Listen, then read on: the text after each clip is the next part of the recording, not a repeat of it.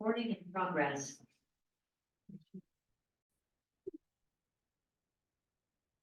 So, stop. Sorry about that. I'm gonna go ahead and record this. I'm not exactly sure where my microphone is. I think it's probably on the desk here somewhere, so I'm gonna stay a little bit close to this. I wanted to go ahead and record this just because this is a pretty important foundational topic. And also, I know that some people have maybe like mentally or emotionally gone on spring break at this point in time, since we just had an exam on Tuesday. So I want to give this, or post this so that after the break you can watch it, if nothing else, like scrub through it and be like, aha, that's what we were talking about. On the topic of your exams, I have started grading them, and I think I'm about 1/4 of the way through. My hope is that I don't want to like make them take up too much of my own break, so I'm hoping that I'll have them done by Sunday evening. And then I'll get the grade book updated as a result. And I know this is easier said than done, but don't think about your exam until you get your exam grade, and then don't think about anything like terminal, like, oh my gosh, I can't fulfill any of my dreams because I got this grade on this exam. Don't do that, because that's not going to be good for you.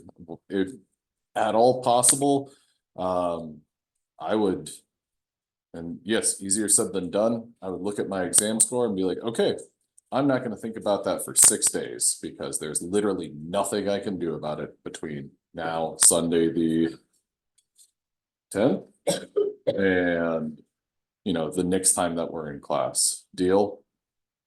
Okay, easier said than done. So, but I hope that y'all can do that. So chapter number 16 is related to our chapters on equilibrium. And this is acid-base theory. So in Gen Chem 1, you talk about acids and you talk about bases, and you have a very kind of, excuse the pun, but a basic appreciation, basic understanding for them. An acid is something that has a proton and gives it up, and a base is something that has a hydroxide. And that's pretty much the extent of it. In this chapter, we're going to get into how that relates to equilibrium. We're going to get into the details on what constitutes a strong acid versus a weak acid, a strong base versus a weak base.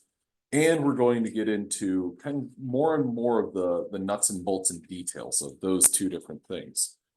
Now, for example, if you look at this slide, our acids all kind of follow the same protocol. We had HCl, a strong acid, hydrochloric acid, and that would make a chloride ion, because HCl would dissociate, and keep in mind that terminology, dissociate and dissolve.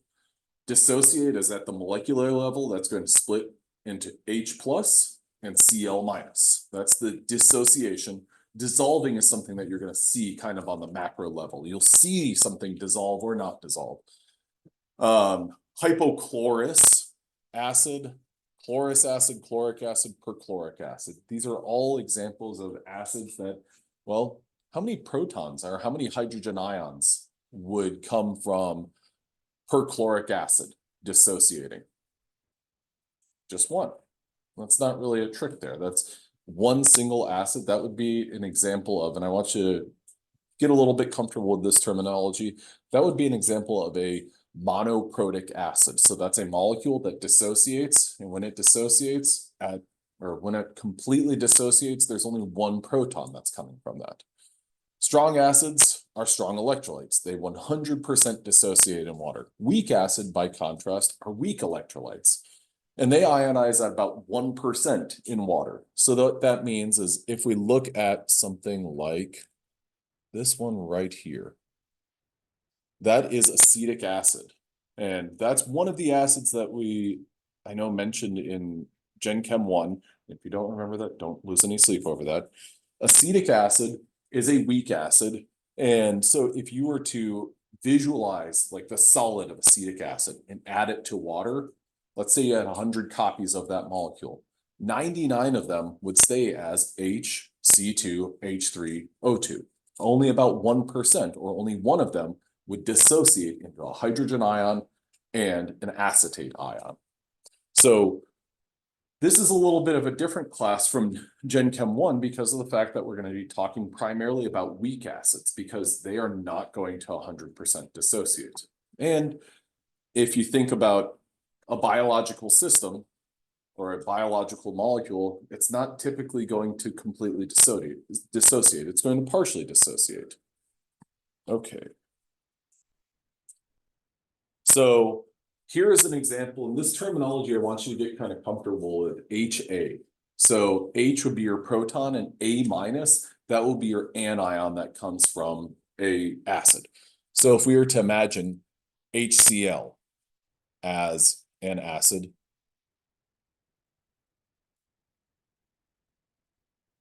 well, that would dissociate into Cl minus and H plus. Now, those are just variables. And so when we talk about acetic acid or a different acid, that Cl minus would be something maybe like this, or actually we'll go with our weak acid model. That would be something like C. Oh, dang. Okay, got to turn off the annotate. Here.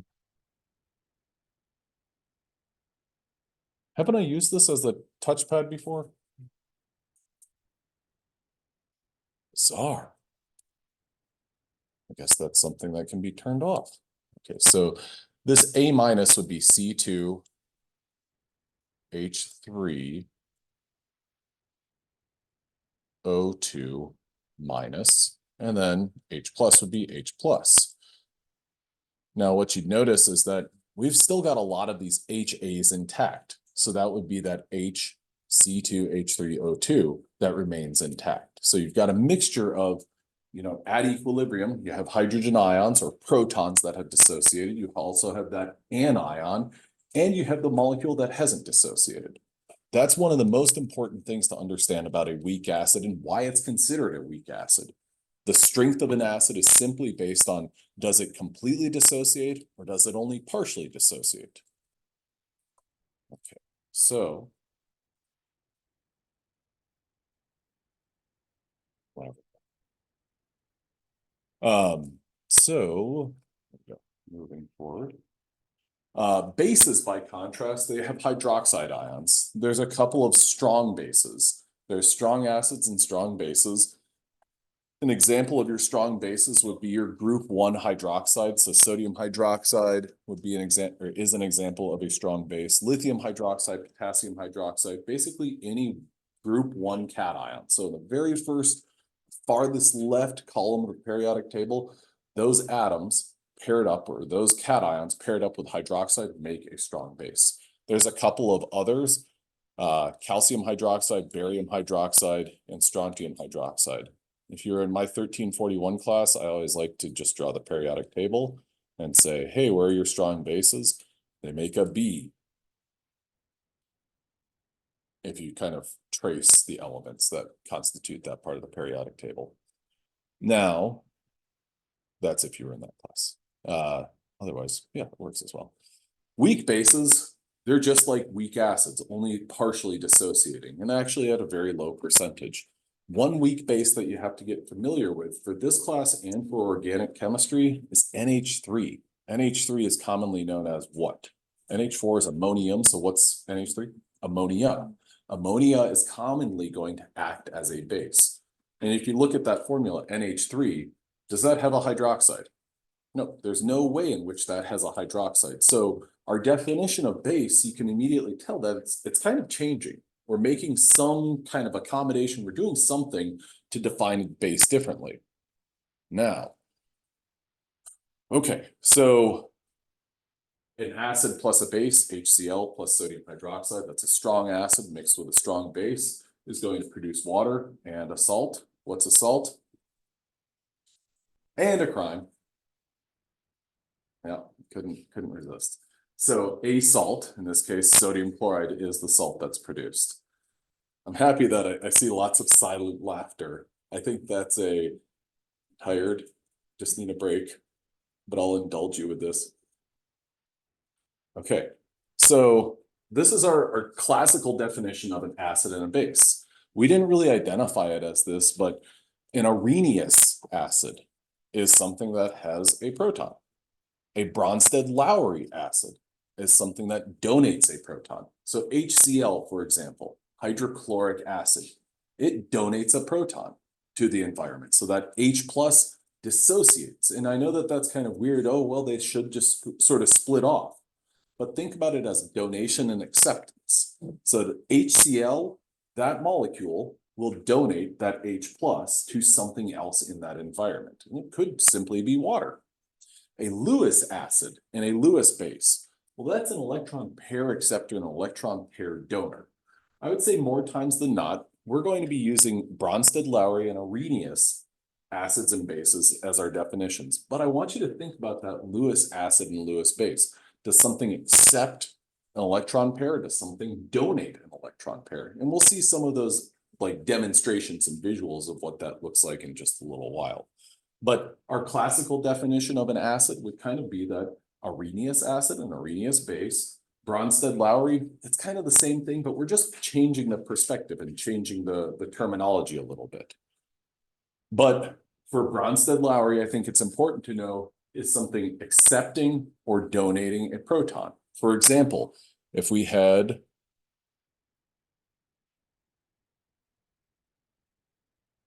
OH minus, that's a hydroxide ion. What can an OH minus do with respect to a proton? Can it accept a proton? Yeah, absolutely. And what does it make when it accepts a proton? Water, H2O. So if we think about our Bronsted-Lowry definition, then OH, by virtue of it being able to accept a proton, is a Bronsted-Lowry base. Does that make sense? Okay. Now, what is a proton? Now, I will use hydrogen ion and proton kind of interchangeably. And the reason for that is, what does a hydrogen atom consist of? It consists of a single positively charged proton and a negatively charged electron. So if you talk about single H atom, it has no overall charge because the number of electrons and protons cancel one another out. Now, I know that's a little bit odd because, well, a proton is a subatomic particle. That's one of those things that's in the nucleus. And if we talk about something like helium, does helium have protons? It absolutely does. Protons being the subatomic particle. Now, there's a little bit of a pivot because a hydrogen ion is something that we'll regularly refer to, and you will hear this referred to as a proton. Because if we think about a hydrogen atom, that is electron and a positively charged subatomic particle known as a proton. What does a hydrogen ion consist of? Just a proton. So that's why you'll kind of hear those terms interchangeably. So I think that it's helpful to think about, well, when am I going to hear this and when am I going to hear that? If you're talking about the atomic makeup of an atom, so something has 67 protons, that means it has 67 positively charged subatomic particles. Does that make sense? Now, if you're talking about an acid and a base and you bring into the conversation protons, then you're talking about this one right here. Does that make sense? Okay, so you're talking about basically a single atom that has lost an electron. Good? Okay. So what happens when protons are in water? Well, we form this molecule known as a hydronium ion. Now, it's pretty common for people to refer to and reference the hydronium ion concentration and hydrogen ion or proton concentration as being comparable to one another, because free protons don't really exist in a solution, but instead they form this hydronium ion. Now, what we have here is we have water, water, another water, and this hydronium ion. Okay, now what's kind of tricky about environments or water, an aqueous environment, is that we have got lots of hydrogen bonding, that strong intermolecular force of hydrogen bonding. We've got a lone pair of electrons here and a hydrogen atom that's going to act as the hydrogen donor. Now, I know that we talked about earlier this semester hydrogen bonding and how that impacts like properties of substances. Like I talk about if you do a belly flop into a pool, is that going to feel good? It's not. It's going to be painful. And you're going to say, oh man, my stomach hurts. Why is that? Well, that's because the hydrogen bonding that exists between all those water molecules in that pool. The way that I always kind of think about this is that there are so many water molecules that you kind of have this network where you might have entirely too many protons, in which case you're going to form that hydronium ion from time to time, depending on the amount of acid or base that is in that solution. Does that make sense? Okay. So protons in water, they're associated with multiple water molecules, and we have ion dipole forces or ion dipole interactions. Now, I've mentioned this, but this kind of changes the conversation a little bit. If you have a strong acid, if you look at this, we've got HCl, and if actually let's look at a couple of things. Now, the symbolic model for our chemical reaction here. The green sphere corresponds to what atom? Chlorine. Okay. Now, those little white ones, what are those? Hydrogens. Okay.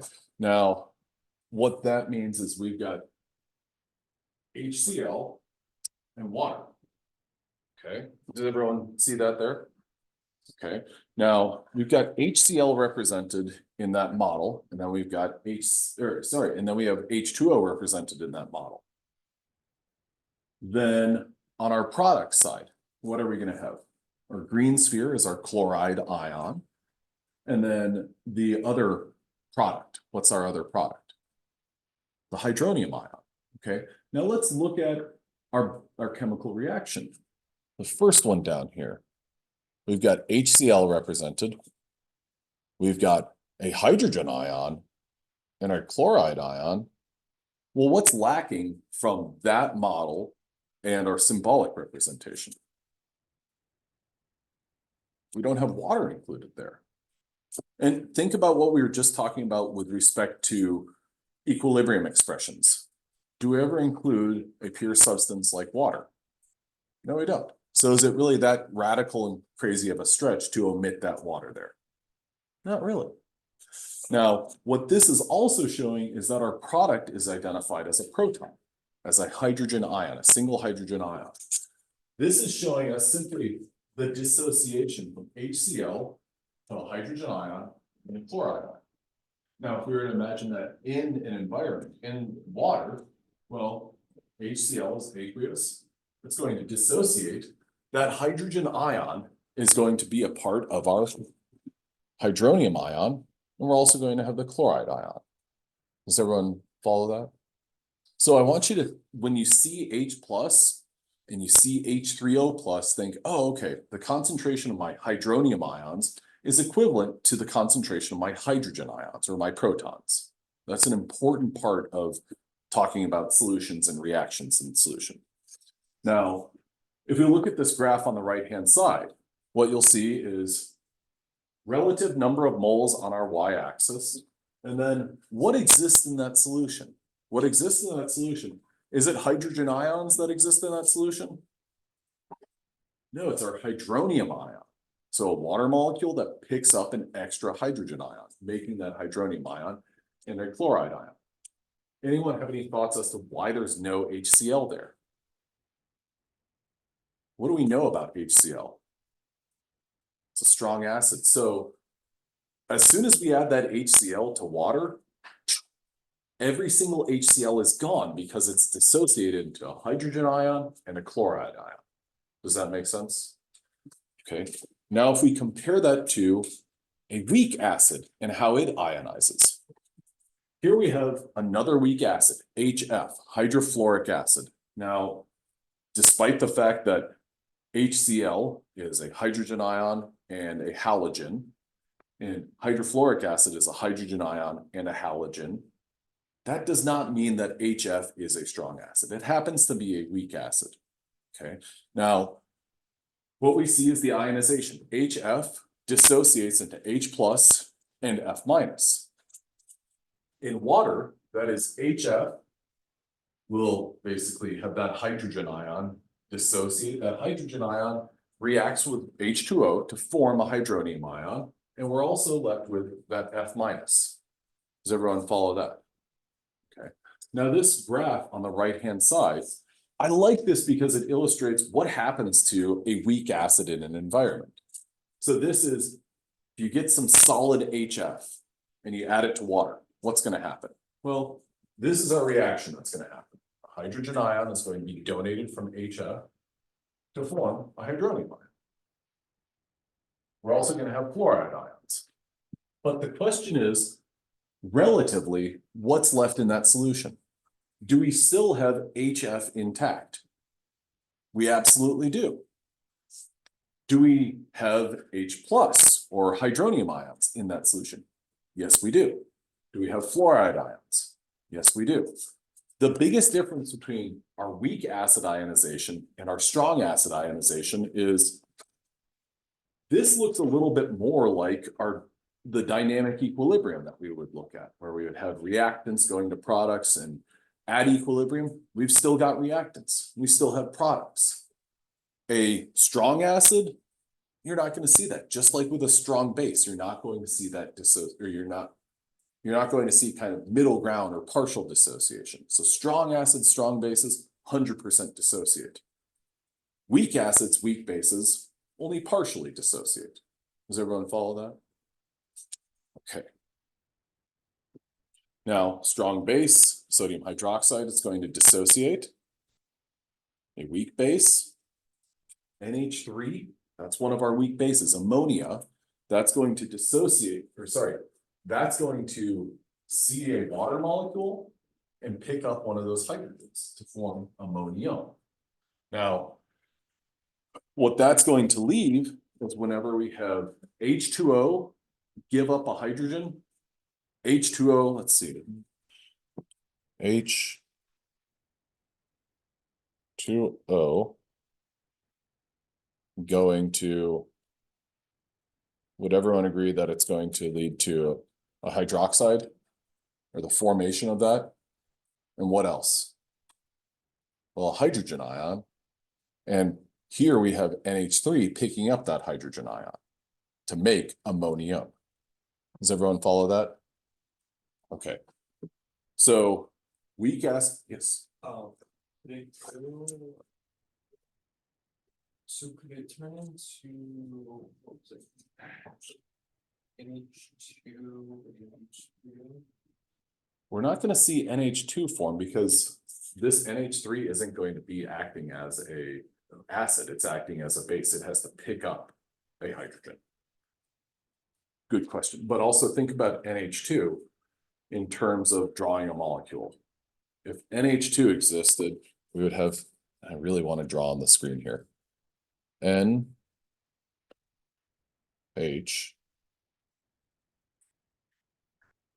Okay, so nitrogen brings 5 electrons to the table. Each hydrogen brings 1. So that gets us to a grand total of 7 electrons. So we wouldn't have a complete octet around that nitrogen. And so it wouldn't be happy about that. Okay. It would not be stable. It would find something else because it would have that negative charge. It would find something else to form a bond with.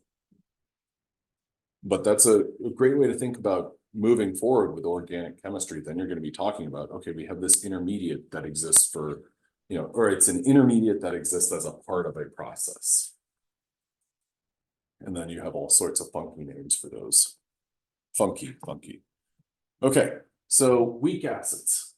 This right here is acetic acid. Acetic acid is a class of weak acids known as carboxylic acids. Now, as biochemists and life science majors, it's important to be familiar with carboxylic acids because carboxylic acids have something known as a functional group. This right here is a functional group known as a carboxylic acid. So if you see that C double bonded oxygen right here, and then a single bonded OH on any molecule, that is, think about that isolated group as a carboxylic acid. Every single amino acid that is used to make proteins has a carboxylic acid. So think big umbrella is carboxylic acid. Underneath that, one molecule that has a carboxylic acid would be something like acetic acid. And so this molecule is acetic acid. Now, another way to represent acetic acid is to draw it like this, CH3COOH. And if we toggle back a little bit, I'm going to come back to this slide, but if we toggle back a little bit,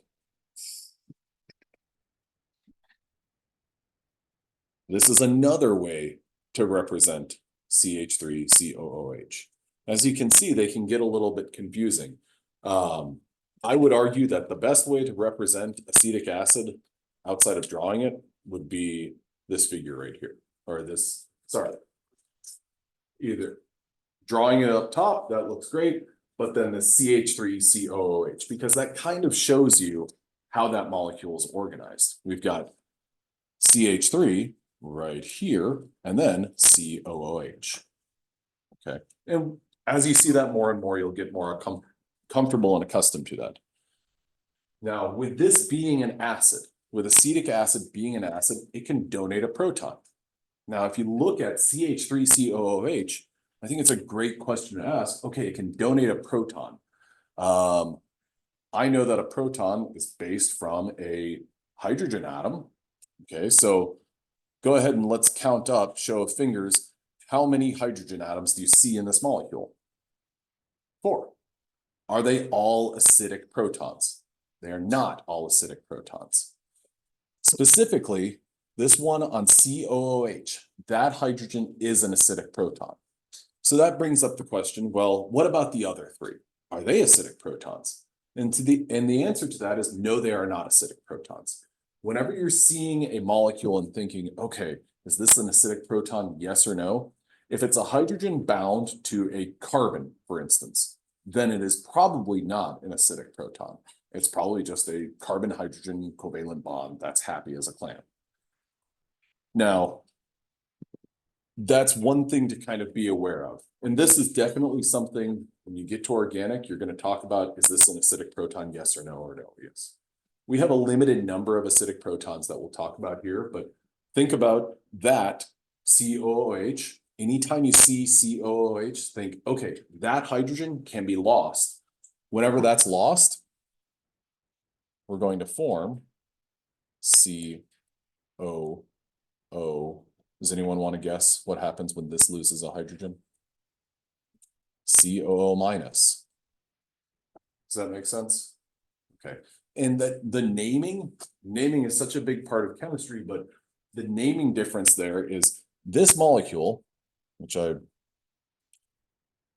going to erase everything because my drawings are kind of cryptic looking.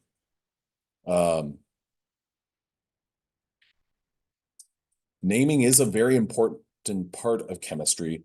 This right here, that specific molecule, every way that that's drawn is known as acetic acid. Okay. Now, if this, I'm going to highlight my carboxylic acid, that's my functional group right there. If my carboxylic acid was replaced, if that COOH was replaced by COO minus, would it still be acetic acid? No, it would not. Now, when you think about anions, can anybody remember the suffix that we use for lots of anions? I'll give you a hint. It's kind of like eating, but in the past. 8. That worked pretty well, I thought. So this would not be acetic acid if COO minus were present. Does anyone want to venture a guess as to what it would be called? Acetate. So when you see acetic acid and acetate, think, oh, those molecules are effectively the same. The only difference is one proton. Does that make sense? And I just want you to think about that, because if you think about things that you've probably heard of in your life, if you go and get fried rice or something like that. And it tastes so good. Waiting for this fried rice, it's got shrimp, it's got egg, it's got everything. You probably got a friend who comes along and they just want to rain on your parade. Can anyone think, is anyone lucky enough to have that friend who says, hey, your nutritional choice is not a good choice? If you went and got your fried rice, someone comes up to you and they're like, that's not really healthy. Do you know why they're saying that's not really healthy? I'll give you a hint. MSG. What is MSG? It's a preservative. It's also known as monosodium glutamate. That is an amino acid with a couple of sodium ions, or well, with one sodium ion. Glutamate is an amino acid. Does anyone want to guess what the acidic version of glutamate is known as? Glutamic acid. Bless you. So when we talk about kind of bouncing back and forth between these molecules, that ATE suffix, if there's an ate version of something, there's probably a blank that acid version of that substance. Has everyone heard of monosodium glutamate? And been like shamed for it? Like, oh, not good for you. You know what I do in that case? I'm just like, oh, it's still so good. It might be the MSG that makes it fantastic. Okay, so understanding that acetic acid and acetate are basically the same molecules, but one is an acid, so it can donate a proton, is a really important part of this class. Okay, so that's why I have the very dramatic, no, these three hydrogens on that carbon are not acidic protons. Okay, now, if we look at something that's going to act as a base, well, ammonia, what do we know about ammonia from a structural standpoint? One thing that's not shown here, it's got three hydrogens. What else is on this blue sphere? A lone pair of electrons. Okay, so let's think about a lone pair of electrons. So that's got two electrons. And then let's think of a hydrogen ion, H+. Does a hydrogen ion or a proton, does that have any electrons? No, it's just floating around with a positive charge. What do you think it would do if it sees that ammonia? Be attracted to it. Be like, oh, fantastic. I can bring my positive charge. You bring the two electrons and we will share those electrons. It's basically like that hydrogen ion says, hey, let's go on a date. You can bring all the stuff and food and everything and I'll help eat it. I'll eat the food also. So it's really a great situation for us. So that ammonia will lead to the formation of ammonium. So ammonia can accept a proton. So it's acting as a base. Similarly, this molecule, CH3NH2, this is known as methylamine. Now this is introducing a little bit of organic chemistry nomenclature for an amine. Well, when you look at that ammonia and amine, this molecule right here on the right-hand side, we've got a black sphere with three white spheres coming off of it, and that blue sphere and two white spheres coming off of that. This is our nitrogen. Sorry, this is our nitrogen, and these are the two hydrogens coming off of it. Now, with that in mind, do you think that that nitrogen, let's count up the bonds that nitrogen has. We got one going to carbon, we've got two going to hydrogen. So how many bonds does it have total? 3. What else does that nitrogen likely have? A lone pair of electrons. So it also has those electrons, just like ammonia does, to accept a proton. Does that make sense? So methylamine can also act as a base. Or sorry, yeah, it can act as a base because it can accept a proton. So anytime you see that amine or amide, that's something that in organic you get really deep into as, oh, this is a nitrogen containing compound. This can act as a base. It can accept a proton. Now, with that in mind, I think that it's helpful to think about ammonia. What do you think is more likely? Is ammonia is option A, going to accept a hydrogen ion to make NH4, or ammonia is going to lose one of the hydrogens that it currently has in place? What do you think is more likely? 3 Put your right hand up if you think that it's more likely to accept the proton, and left hand up if you think it's more likely to lose a hydrogen. So right hand backwards out, left hand out. On 3. Okay. What does everyone think it's gonna do? It's gonna accept that proton. I saw lots of right hands up. Good job, everybody. Okay, so with that in mind, an acidic proton is something that's going to be lost. Ammonia, methylamine, do you think either one of those have any acidic protons? No, they don't. Now, does that make sense? Okay. So with that in mind, now let's start talking about solutions. Rank the smallest to the largest concentration of hydroxide ions. We have 0.1 molar BaOH2, 0.1 molar NaOH, and 0.1 molar CH3NH2. Okay, so let's go for the bottom. CH3NH2. What's our hydroxide ion concentration from that? That's right, 0. Now, can CH3NH2 act as a base? It absolutely can. Those first 2 bases that are listed, those are both examples of strong bases. Now, we've got 2 strong bases, 1 weak base. That weak base does not have any hydroxide ions. It cannot make any hydroxide ions.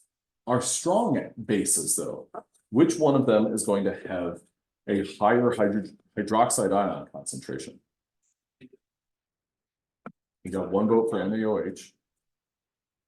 And we got 1 vote for BaOH2. If you have 0.1 molar, so that means 0.1 moles of BaOH2 and 0.1 molar of NaOH. Well, this consists of 1 molecule of BaOH2 consists of Ba, then 1 OH, and a second OH. Whereas NaOH is going to be, it's a 1-to-1 ratio. So the concentration of hydroxide ions is going to be higher than this one than that one. Peter's having a heart attack. Does everyone follow that? Because so smallest concentration, CH3NH2, NaOH, BaOH2. Okay. How many acidic protons do any of these substances have? This is kind of tricky. What do you think? Like, let's break this down. We already looked at CH3NH2. It was helpful to look at that molecule. I think that's one thing that you should probably think about doing. We've got CH3NH2. Are any of those hydrogens going to be lost as protons? No. So CH3NH2, 0 acidic protons. Is everyone on board with that? Now, NaOH, well, that will split into sodium and a hydroxide. Now let's think about what's more likely. That hydroxide ion, that OH minus. Do you think that the hydroxide ion is more likely to remain intact as OH minus and accept a proton? Or do you think that it's going to split into O2 minus and H plus? That's right. Jamari's got the right look of, no, it's a ridiculous answer, because it is. So the answer to this question is none of these have any acidic protons. Does that make sense? And I think that it's helpful to really try to think about molecules structurally, try to draw it out and think about what's the octet, what's the octet? Is this going to form an ion or not? So is everyone good with that? Okay. Next up, back to our Bronsted-Lowry definitions. An acid is a proton donor and a base is a proton acceptor. Expands the concept of a base to not just be hydroxide ions. Instead, that's where we bring in ammonia, and we bring in amines. So a base is a substance with a lone pair of electrons that can accept a proton. So anytime you see that lone pair of electrons, like I think that it's helpful to go back to the fundamentals of like drawing a molecule. What's your process? You got to count up the number of valence electrons that everything brings in and draw your skeleton structure. Do I throw any lone pair of electrons on that central atom? That sort of stuff.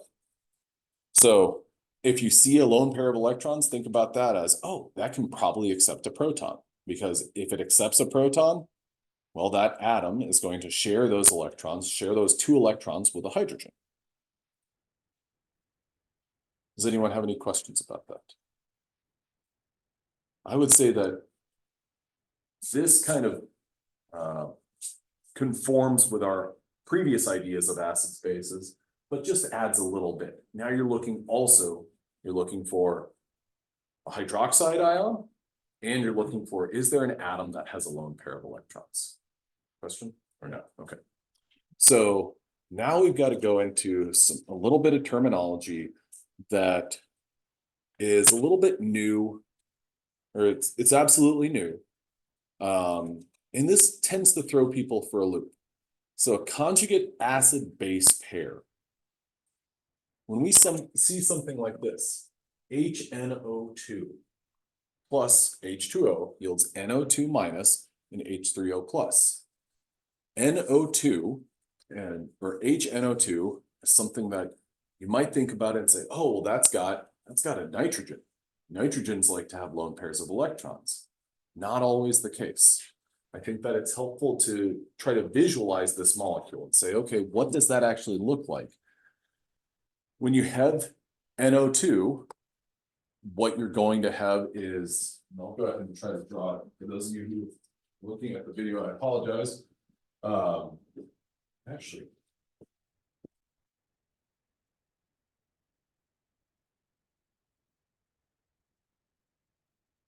okay. Perfect. So here's a really good model of the Lewis structure of NO2. Now, does that nitrogen have a lone pair of electrons? It does.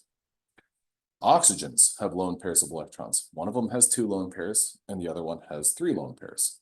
Now, this molecule, I can't remember, I don't know if y'all remember this name, but we've got a double bond on the right-hand side, single bond on the left-hand side.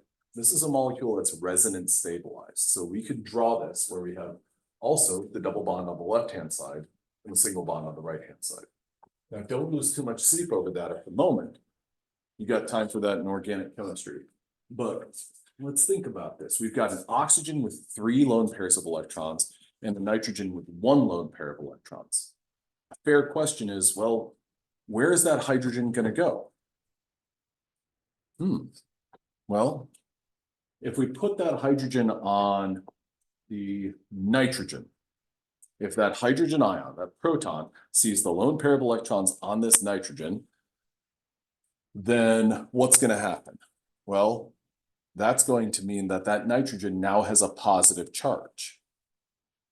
That nitrogen with a positive charge, HNO2, what will your overall charge of that molecule be? If you have a positive charge and a negative charge, neutral, they're going to cancel out. Okay. Now, alternatively, if you put that hydrogen on our oxygen, is the nitrogen going to have a positive charge? No, it's not. It's going to have no charge whatsoever. We're going to have a oxygen-hydrogen bond. Is that oxygen going to have a negative charge? No, it's not. So if you have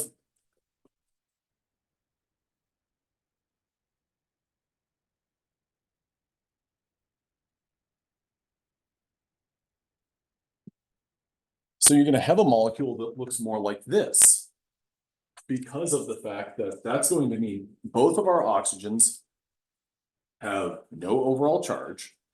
Our nitrogen has no overall charge. Our molecule has no overall charge. So we're arriving at a neutral compound, but it's without having a positive charge cancel out a negative charge, which is the desirable option. If you don't have to have a charge on one atom counteracted by a charge on another atom, that's what you want. Is everyone good with that? So that's why you got to be critical and look at it and say, well, is that going to have that hydrogen or not? Now, back to that.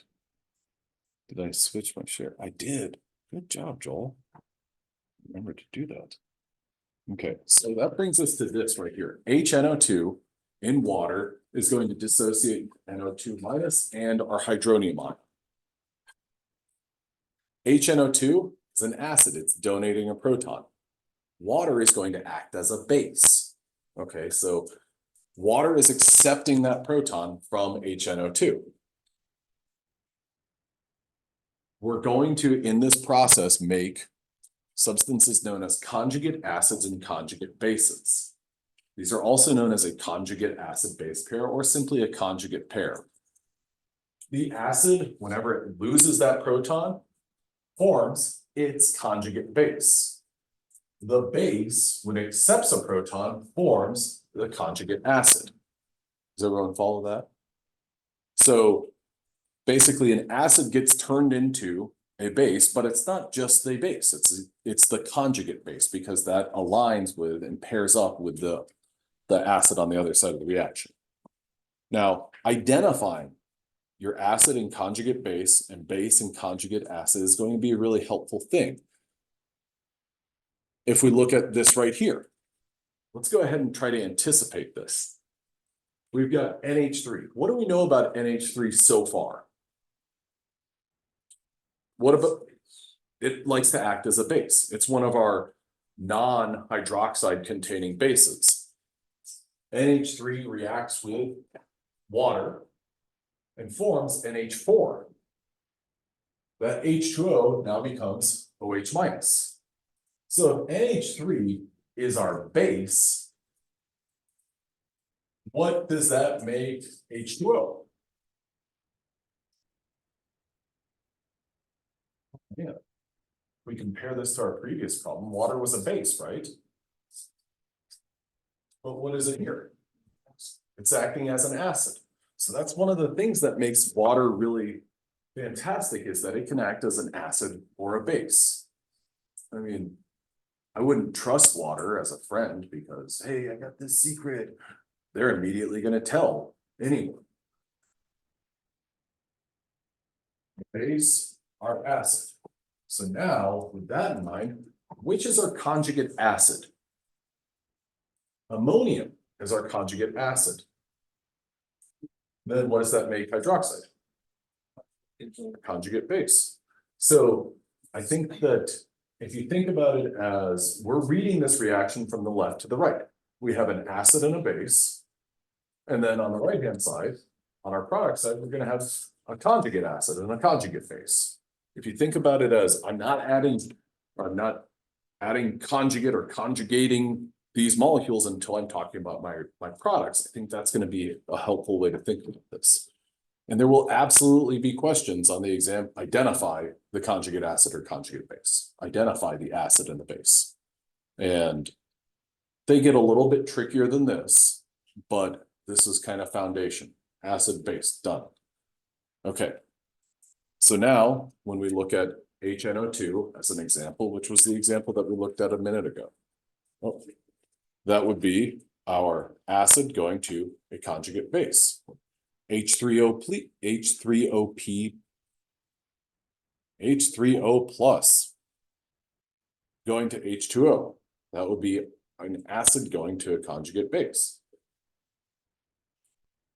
Water donating a proton, losing a proton to form hydroxide. Well, that's an acid donating to make a hydroxide ion. So it's an acid going to a conjugate base. NH4 plus, I know in this previous slide, we looked at NH4 plus as a conjugate acid.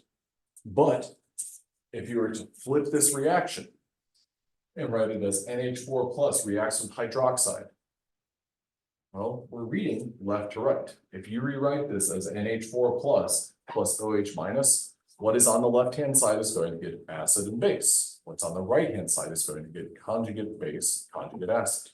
Does everyone follow that?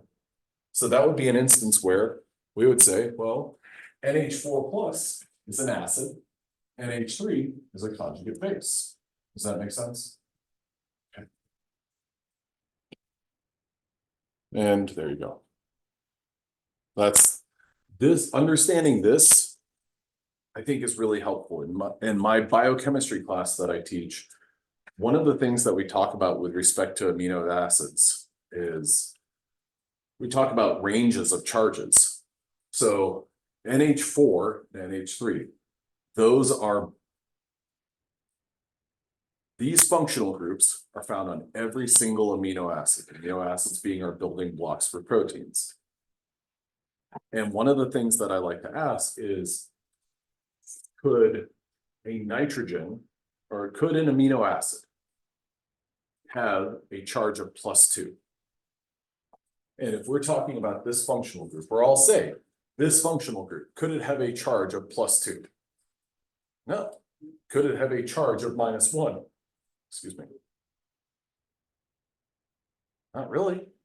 Because all that's going to happen is this molecule is going to lose a proton and it's going to form NH3. NH3 is going to pick up a proton, form NH4. And this is its entire life cycle. It's going to go back and forth between those. And its life cycle and the form that it's in is simply dictated by, well, what's the environmental pH like? What's the environment like? How do I change? So this is something that I'll ask, like, is it, could this ever be +2? Could this ever be -3? And people will stare at it and be like, And when y'all get to that class, if you know that it's either +1 or nothing, it's going to help you out a whole lot. It's not going to be -2, or it's not going to be +2. It's +1 or nothing. That's all that it is. And it's going to act as an acid or a base, depending on what state it's in. Okay, we'll jump over that. And okay, so water, like we looked at a little bit ago, water can act as an acid and a base. So we have this auto-ionization of water, water acting as an acid and water acting as a base. These are both H2O molecules, but the question is, well, which one is getting that third proton? The one that receives the third proton is going to act as a base. And the one that donates that proton is going to act as an acid. Okay, so H2O can act as an acid, and what's its fate? It's going to end up as OH minus. H2O can act as a base. If it picks up a proton, it's going to exist as H3O plus. Does everyone follow that? Okay. Now, Kw. So this is an equilibrium constant, but it's a little specific of one. Okay. Auto-ionization constant in water. Before we get into the numbers, let's look at our reaction. What is the state of H2O as a reactant? What is our phase? Liquid. Sorry, I didn't hear you. Liquid reacting with liquid. Whenever we write an equilibrium expression, do we use liquids? No, we don't. We omit those. What do we care about when we're writing an equilibrium expression? We care about something that's a gas or something that's aqueous. Now, water, H2O as a liquid, we're going to omit from these sorts of expressions. What we're going to be left with, if you look at this right here, we have our products, aqueous and aqueous. Hydroxide concentration is aqueous because this negatively charged hydroxide results from H2O losing a hydrogen ion. So this hydroxide ion and our hydronium ion, those are the two things that we're going to be thoughtful of and careful of. So if you just took this expression up here, H2O plus H2O yields H3O plus OH minus, and you did products over reactants, or the concentration of your products over the concentration of your reactants, you would omit H2O. You would be looking at concentration of H3O plus and OH minus, and the concentration of OH minus. That is going to be just like our equilibrium expressions, but it's going to be a special one. Rather than simply K or KEQ or KC, it's going to be KW. That KW is going to have a constant value of 1.0 times 10 to the negative 14. This is the only equilibrium constant that you need to know. I kind of got this drilled in my head as I just. If I hadn't looked at this in like 5 years or something like that, someone was like, oh, what's the KW? I'm gonna write 14. And then I'm gonna be like, it's not just 14. And I'm gonna go through a little bit of a process where I'm like, 10 to the 14th. And then someone's gonna say, no. And I'd be like, I'm close though. And then I'll say times 10 to the negative 14. So effectively what this tells us is we have a very, very, very, very low concentration.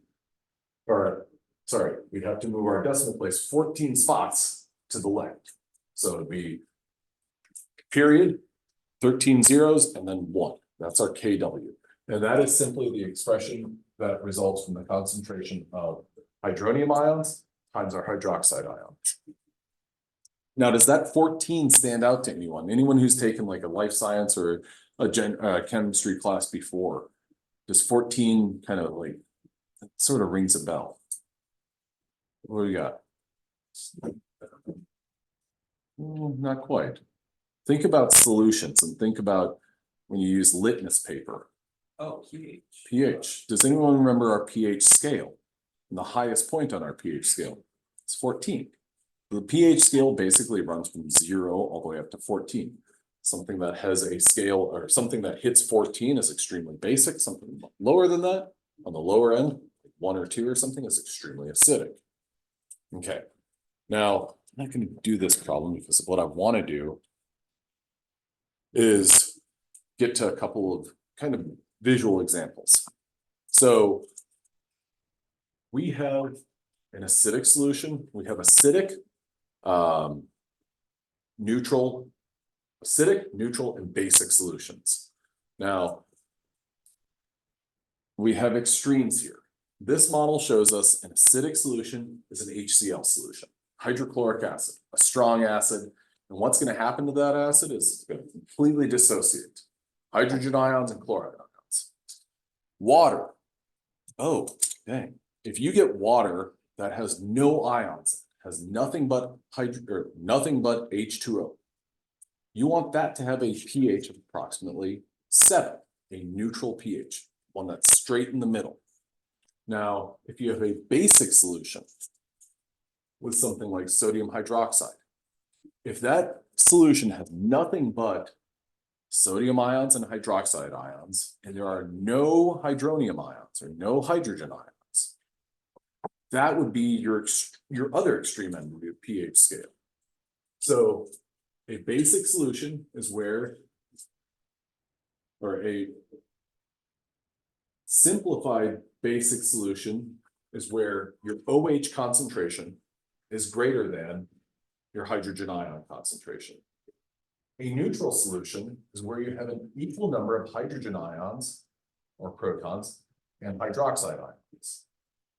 Your acidic solution is one in which your hydrogen ion concentration is greater than that of your hydroxide ion concentration.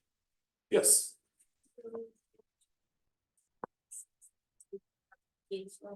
They do. So now, let me ask you this question. You didn't ask for a question, but here we go. You asked me a question, so I'm going to ask you a question. Let's say that we get a neutral solution. We have an equal number of hydrogen ions or equal number of kind of free hydronium ions as we have hydroxide ions. So those are effectively going to cancel one another out. So then we've just got nothing, effectively, we have nothing but H2O in there. What if I add one single NH3 molecule? What's that going to do to my pH? Is it going to change it? How's it going to change it? NH3, ammonia. Now, let's think about this. NH3, that's not hydroxide, is it? It will. So if we have NH3, and I'm just going to say plus NH3.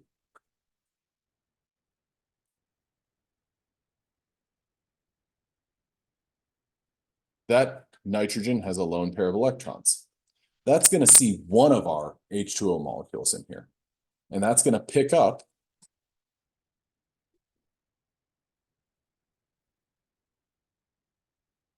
Sorry about this, everyone.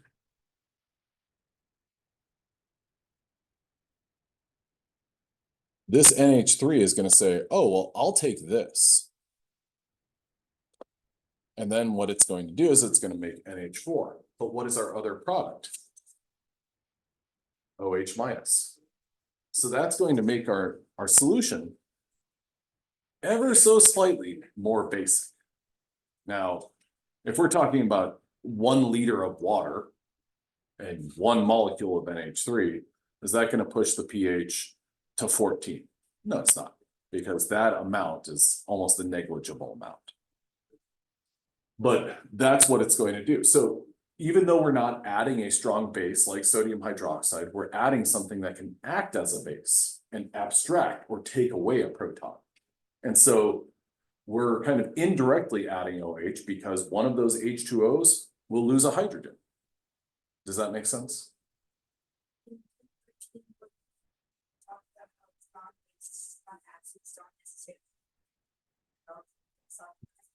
But if they dictate the strength of the pH, how does that correlate?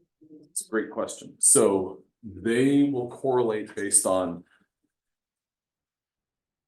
one, there is a consideration. There's a value called a Ka that we're going to talk about, and a Kb that you can use that to measure the strength because it is a spectrum. You've got your strong acids, those will 100% dissociate, and then you've got your weak acids. It's not as if there's strong acids that 100% dissociate and then every single weak acid only 1% dissociates.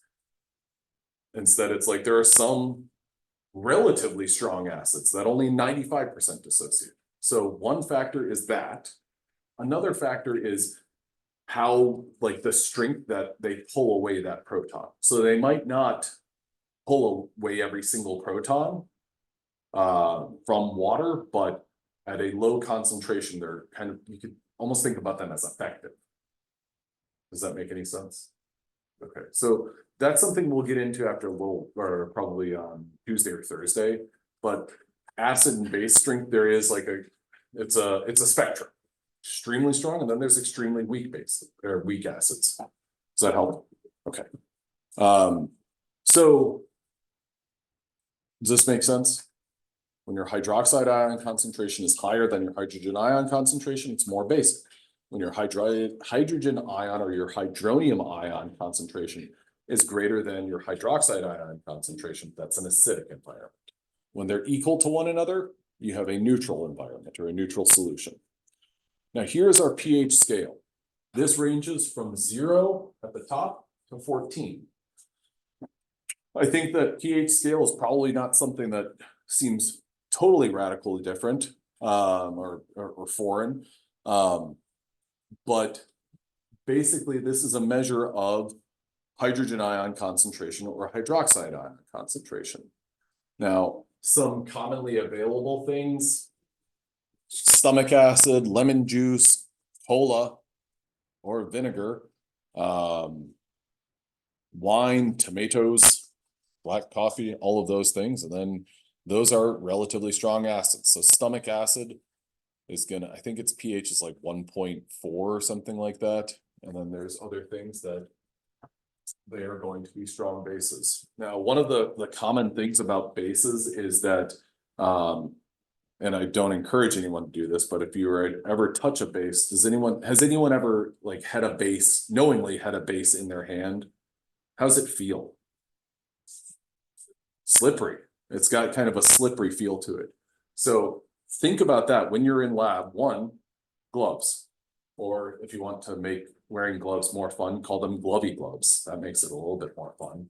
Wear glovey gloves. Even wearing glovey gloves and touching a base like sodium hydroxide or bleach, you can feel that slipperiness over those nitrile or latex gloves. I know that there's kind of a like common language that's associated with substances that are not necessarily accurate. Like my mom, for instance, she would say something like, "Oh yeah, we got to use bleach because that's an acid that's going to kill it." And I'd be like, "I don't know. Okay, sounds good." And then I got to my Gen Chem 2 class and I was like, Better let that lady know what's up. So bleach is actually very basic. Bleach is, the active agent in bleach is sodium hypochlorite. So it's a hypochlorite ion that acts as a strong base and it picks up a proton. So any protons in the environment, that hypochlorite is going to pick that up. Now, yeah, so measuring pH, we do a couple of different things. We have pH meter. Have you guys done any titrations in your lab this semester yet? Okay, I think that you're going to be titrating a strong acid and a weak base, or vice versa, or a weak acid and a weak base. I can't remember exactly. But I believe that you guys will use pH probes and pH monitors. So this is an instrument known as a pH probe, and it's got this little, it's got this piece of glass that can let the smallest number of protons through. And so it's basically able to see how much electricity does this solution conduct, and uses the amount of electricity that it can conduct as a way of measuring the hydrogen ion concentration, and gives you a measure of, oh, well, it can conduct this much electricity, therefore it is this acidic or this basic. We also have, you can use a cabbage juice pH indicator. This is something that from red cabbage, you can detect how acidic or basic an environment or a solution is. Because it will change, there's pigment molecules in red cabbage that are sensitive to pH changes. We have universal indicator solution, and then litmus paper, or sorry, universal indicator litmus paper, and then this would also be a universal indicator. So this is going to, this one on the left-hand side will give you a more precise measurement of the actual pH. It's going to be able to say, oh, this is approximately a pH of 10, a pH of 4. This has an entire range from 1 to 14, whereas on the right-hand side here, this one that looks like Neapolitan ice cream, that would be really more for like relative pH measurements. Like if you want to find out if a solution is pH of 3 or pH of 10, so very acidic or relatively acidic and relatively basic, you'd be able to compare and contrast that. But you're not going to be able to tell the difference between something that has a pH of 3 and a pH of 4. So 3 and 10, the Neapolitan ice cream one can do. 3 and 4, it can't. Does that make sense? Okay. So pH, this formula right here will become increasingly valuable for you on your homework and on quizzes and tests and everything like that. And this formula, pH is equal to the negative log of your hydrogen ion concentration. So this brings up something that I don't think anyone's having any issues with this really, but if your calculator cannot do log functions, or you do not know how to do log functions on your calculator, try to get a new calculator as soon as you can. I have one that I typically bring to class, but go ahead and get one because you'll need it for your homework. Now, this tells us to find the pH of a sample of lemon juice, which has a hydrogen ion concentration of 3.8 times 10 to the negative 4. So this is telling us exactly what the hydrogen ion concentration is. Is this telling us what acids are in lemon juice? No, not identifying anything like that, but it's asking us to figure out, is the pH of our solution, is it 7, is it 10, is it 15? Now, I don't have a calculator with me, but instead I have my internet. So I'm going to type in negative log, and then in parentheses, I'm going to go ahead and write this out rather than in scientific notation. I'm going to move the decimal place, and I'm going to say negative log of 0.00038. Why? Because I want to. And you know what I got? I got a Reddit thread that's written by somebody named J.S. Witten. That doesn't help me at all. So then I'm going to type, close the parentheses, and then I'm going to use equals and say, Google, tell me this. What do we got? Anyone come up with anything? 3.4. Okay, Google told me 4.42. Did you do negative log? I did. I'm guessing that it's the 3.42 because Google also said, were you looking for this and had an extra extra multiplication in there. So this is simply the hydrogen ion concentration. Now, my question for you. Does this tell us anything about our hydroxide ion concentration? Do you think that we could figure out, based on the hydrogen ion concentration, what the hydroxide ion concentration is? We absolutely could. One way that we could do that is, let's jump back a tad. pH is the negative log of the hydrogen ion concentration plus POH. What do you think POH is? Negative log of the hydroxide ion concentration. Does everyone follow that? Okay, so let's go ahead and I'm going to do this on the board, and then I feel like that's a good stopping point. If we have negative log of 0.00038 plus negative log of, I gotta put this in, that is equal to 14. Does everyone agree with that? Mason told us that this negative log was approximately 3.42. Okay, so 3.42 plus negative log OH minus equals 14. Well, then minus 3.42. And we get negative log of my hydroxide ion concentration is equal to 14 minus 3.42. Let's call that approximately 10.58. Does that sound about right? Okay. Now, we don't have to plug that calculation in right now, but let's think for just a minute. If our pH equals 3.42, how would we describe that? Acidic, neutral, or basic? Acidic. Now, in an acidic environment, what do we know about OH concentration versus H plus concentration? Does everyone agree with that? Our hydrogen ion concentration is greater than our hydroxide ion concentration. With that in mind, if I said that the hydroxide ion concentration was, let's call it 4.1 times 10 to the negative fifth. Is that a reasonable number? Just based on this and based on our concentration of hydrogen ions. Absolutely. Now, is this the answer? No, it's not.